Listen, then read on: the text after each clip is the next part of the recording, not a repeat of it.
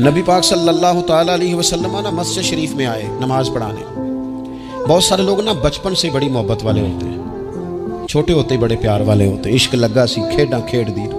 چھوٹا سا بچہ حضور مسجد میں آئے نماز پڑھانے تو نبی کریم علیہ السلام نے اپنے نالین مبارک اتارے تو اس بچے نے فٹافٹ اٹھا لیے، اٹھا کے نا پھر اس نے وہ جوتے صاف کیے، صاف کر کے اپنے پاس رکھ لیے۔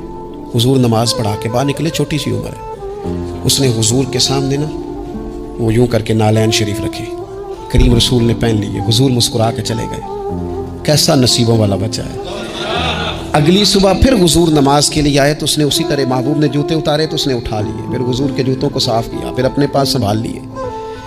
حضور نے نماز پڑھائی، فراغت کے بعد کریم نکلے تو اس نے پھر اسی طرح جوتے رکھے۔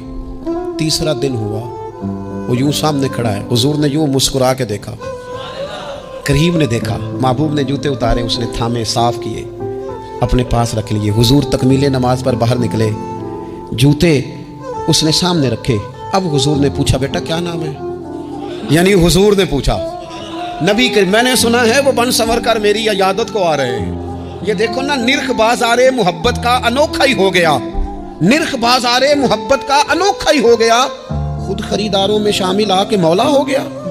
یعنی حضور نے خود حال پوچھ لیا، نبی کریم نے حال پوچھا کیا نام ہے؟ اس نے کہا فلاں نام۔ باپ کا کیا نام ہے؟ حضور فلاں بن فلاں۔ کس قبیلے سے ہو؟ یا رسول اللہ فلانے قبیلے سے۔ فرمایا تمہیں کس نے کہا میرے جوتے اٹھاؤ، صاف کرو، پاس رکھو، جب نکلوں تو دو؟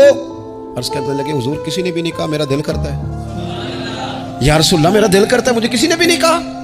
محبوب کریم نے وہیں کھڑے کھڑے دوبارہ رخ پھیرا مسجد کی جانب، کعبے کی جانب منہ کر کے حضور فرمانے لگے اے اللہ، یہ تجھے راضی کرنا چاہتا ہے، تو بھی اس سے راضی ہو جا۔